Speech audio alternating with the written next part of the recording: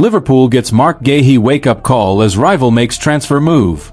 Marc Guehi was on the verge of joining Liverpool on deadline day during the summer transfer window, but the deal fell through as Crystal Palace decided against losing its captain.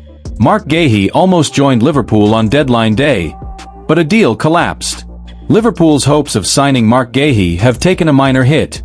The Crystal Palace defender was on the Reds' radar during the summer transfer window, but a deal didn't come to fruition.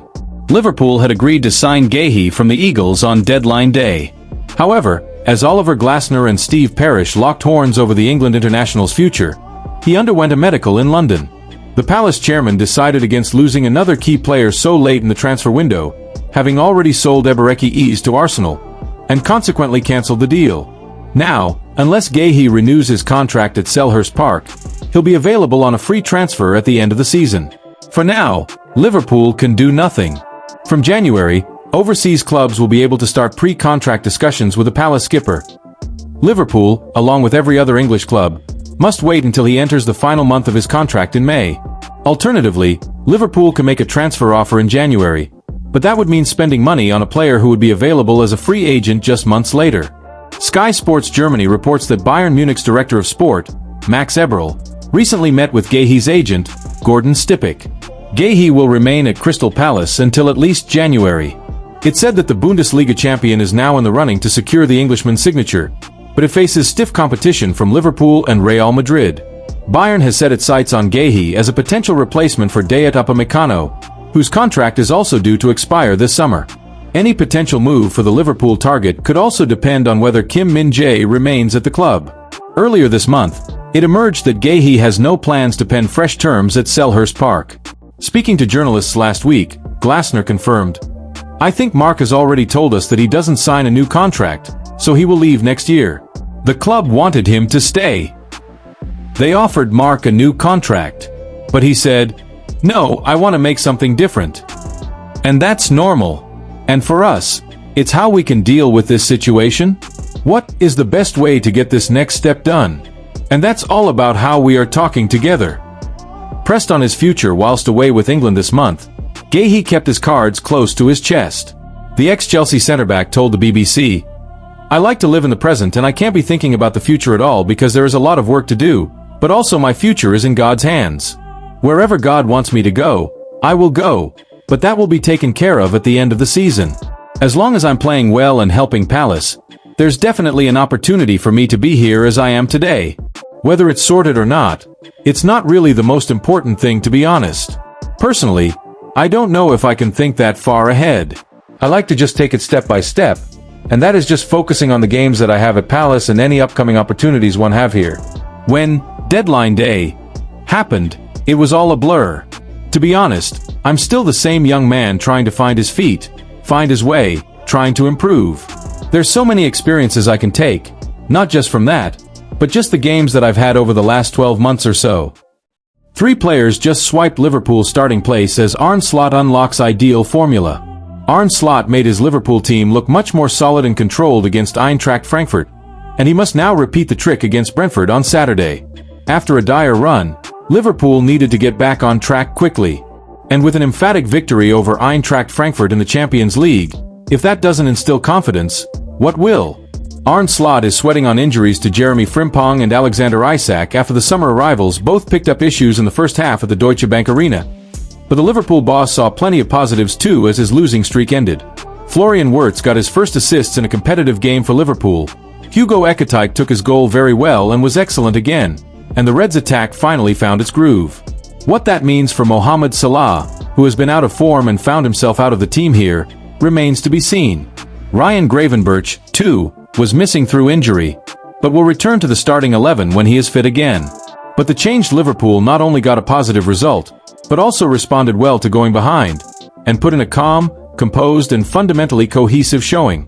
Eintracht Frankfurt didn't look up to that much, even if it beat Galatasaray 5-1 earlier in the competition, but Liverpool still had to put in a performance after a tricky run. And having done so, multiple players who came in should keep their places. Hugo Ekitike of Liverpool speaks to the media in the flash interview after the team's victory during the UEFA Champions League 2025-26 League Phase MD3 match between Eintracht Frankfurt and Liverpool FC at Frankfurt Stadion. Ekatike not only scored but also put in another strong effort across the course of the game. With news that Isak has a groin issue, hence why he was forced off at halftime, he should arguably be the first name on the team sheet at Brentford this weekend. Closely behind him should be Curtis Jones, who replaced Alexis Mac Allister here. In addition to being a strong runner, he barely gave the ball away and injected considerably more balance into the side. Jones completed 122 of his 127 passes on the night, the most by a Liverpool player in a single Champions League game since Opta began taking records in 2003-04. With Mac Allister struggling for form after coming back from an injury that kept him out for much of the summer, going with Jones for a spell is now a no-brainer, starting with Brentford. Similarly, Andy Robertson took his chance. In for Milos Kerkez, a player whose early season struggles have been slightly exaggerated, but who has certainly not been at his peak, the Scotland captain seemed determined to leave an impression. Content with sitting back and offering an extra defensive buffer, Robertson's inclusion in the team went a long way to helping restore calmness in the Liverpool team as well. In the long run, Isak, Kerkez and Mac Allister will be mainstays of the best Liverpool starting 11 that Slot can select. Each is individually too talented for that not to be the case. For now though, the Dutchman has found a winning formula. As Liverpool looks to keep pace with its league title rivals, the Reds have the ideal template to replicate. African Player of Year shortlist revealed as PSG's Hakimi and Salah lead the way. The 10-man shortlist for the 2025 African Footballer of the Year award has been revealed this week. Previous winners of the prestigious award include the likes of Sadio Mane, Senegal, in 2022, Victor Osimhen, Nigeria, in 2023, Ademola Lookman, Nigeria, in 2024, Mane once more in 2019 and Mohamed Salah, Egypt, in 2017 and 2018. The full list of this year's nominees goes as follows. Andre Frank Zambo Anguissa, Napoli and Cameroon. Dennis Bouanga, Los Angeles FC and Gabon. Serhou Guirassy, Borussia Dortmund and Guinea. Achraf Hakimi, Paris Saint-Germain and Morocco. Oussama Lamlioui, Renaissance Berkane. Fiston Maïl, Pyramids and DR Congo. Iliman Ndiaye, Everton and Senegal. Victor Osimhen, Galatasaray and Nigeria. Mohamed Salah, Liverpool and Egypt. Pape Matar Sarr, Tottenham Hotspur and Senegal. Osimhen won the 2023 African Player of the Year award after helping Napoli win the Italian Serie A title, whilst Lookman helped Atlanta to their first European trophy in 2023 as they lifted the Europa League. Mane won the award in 2023 after he won the Africa Cup of Nations with Senegal in February, scoring 3 goals and providing 2 assists on the way to the final. Salah picked up multiple awards for his performances for Liverpool and Egypt, which included an AFCON final, a Champions League trophy and Premier League title. Salah and Hakimi and the favourites for the award and odds favour the Moroccan who won the League One title, Champions League, Super Cup and Coupe de France title. Hugo Ekatike explains refusal to celebrate milestone Liverpool goal. I have so much respect. The Liverpool star scored the equaliser for the Reds against his old club as they went on to win 5-1. Liverpool striker Hugo Ekatike declined to celebrate after finding the net against his former club Eintracht Frankfurt during Wednesday evening's commanding 5-1 Champions League triumph, which brought an abrupt halt to the Reds' concerning 4-match losing sequence. The French forward, who transferred from the German side earlier this year, maintained a respectful stance after his 35th-minute equaliser at Deutsche Bank Park. I have so much respect for Frankfurt. They made me the player I am, and I wouldn't be here if I didn't go to Frankfurt. I am respectful and grateful for what they did to me, Ekatike explained to TNT Sports following the match. His composed finish, racing onto Andy Robertson's defense-splitting pass before calmly beating goalkeeper Michael Zetterer, marked his maiden Champions League goal and proved the catalyst for Liverpool's remarkable first-half transformation. The hosts had seized control after 26 minutes when Rasmus Christensen's strike found the net via the far post, capitalizing on Liverpool's defensive vulnerability following a midfield turnover. The goal marked the 18th conceded by the Reds in just 13 matches this campaign. Yet Ekatike's breakthrough sparked an extraordinary 9-minute blitz that completely reversed the match's trajectory. 4 minutes after the Frenchman's leveler, Captain Virgil van Dijk rose to meet Cody Gakpo's corner delivery, powering a header past Zetterer. The visitors' set-piece dominance continued as Ibrahima Konate added a third just before the interval, the centre-back climbing highest to convert another corner. Arne Slot's tactical gamble of pairing Ekatike with Alexander Isak in attack for their inaugural start together ultimately paid dividends, though the partnership lasted only 45 minutes. Ekatike reflected on his special homecoming, telling TNT Sports, "It was a great feeling to come back to Frankfurt. It was something special to come back home. To win and score my first Champions League goal here was important." The 22-year-old detailed his finishing technique for the crucial equalizer. "I just keep it calm and cool. I knew he would come and open his legs, so I put it between the legs and that worked." Regarding his developing partnership with Isak, Ekatike acknowledged room for growth whilst praising his strike partner, adding, "I think it was good. We can improve together and he is a very good player. We need to work together and find a good association. I have very good teammates, staff, and I love my life here. I hope I can keep going because it's about consistency in football. I feel really good and they have helped me a lot. That is why I am calm and doing my thing." Hugo Ekatike was at Frankfurt for a year and a half after a loan spell from PSG was made permanent in 2024.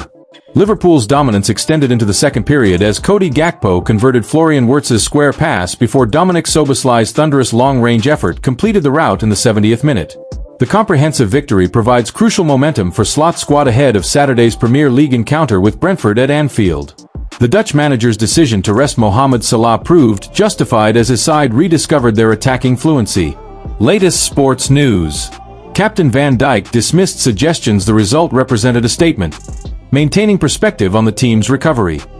"I don't know if it's a statement, but it is a win and something to build on," the defender told TNT Sports. "We don't get dragged into the negative things that are going around. The only way you can play your game is to focus on the task ahead. Keep going, don't get dragged into all that stuff." Newcastle boss how delighted with Gordon in victory over Benfica. Newcastle boss how delighted with Gordon in victory over Benfica. Newcastle boss Eddie Howe admits he's baffled by the contrast of their form in England and in Europe.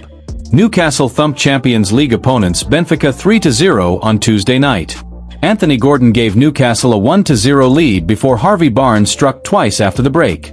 Afterwards, Howe said, "It's a real head-scratcher. We know they are good players. When we see us playing like tonight and attacking like that, it's hard to figure out. It was great to see Gordon and Murphy combining for the first goal. Anthony was very direct and athletic. It was a very good night for him. But we must continue this kind of performance. It's the level we want to reach. Our forwards have regained confidence tonight." He added, "It wasn't an easy game. Benfica have an incredible European pedigree and have a manager who has been there and done everything. Even in the first half, we created some great chances, but we had to be patient to score the first goal. We scored 3 superb goals and were a constant threat throughout the match." Nick Woltmade sends message to Anthony Gordon after Newcastle United win over Benfica. Newcastle United saw Anthony Gordon find the net once again as Eddie Howe's side beat Benfica 3-0. Anthony Gordon is certainly enjoying himself in the Champions League this season. Gordon scored against Barcelona in Newcastle's first game of the league phase, before then bagging a brace against Union Saint-Gilloise. Gordon was the man of the match in Jose Mourinho's eyes as he scored the opener in Newcastle's 3-0 win over Benfica. Harvey Barnes added a brace to hand Newcastle the victory and a second win in 3 Champions League games. Nick Woltmade sends message to Newcastle United star Anthony Gordon. Newcastle's wingers have struggled for Premier League goals, but they certainly turned up against Benfica. Gordon notched a goal and an assist, Barnes scored twice, and Jacob Murphy set up Gordon's first half strike. England international Gordon was the star of the show, and he took to Instagram after the final whistle to celebrate. "UCL nights at SJP," said Gordon, as he posed with his Man of the Match award in his hands. Newcastle star Nick Woltmade replied with just 3 words, stating, "Great game, twin." We have to point out the height difference between the pair, but we can see some similarities in terms of their hairstyles. Woltmade didn't find the net himself, but he clearly loves playing with Gordon and loved the winger's performance against Benfica. Newcastle teammates respond to Anthony Gordon. Woltmade was not the only Newcastle player to send a message of support to Gordon. Midfielder Joe Willock said, "World-class brother," and Bruno Guimaraes simply stated, "MVP."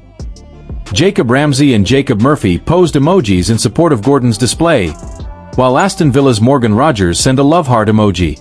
Gordon can be very pleased with his performance on Tuesday night, but must now take that form into Premier League action, starting with this weekend's clash against Fulham.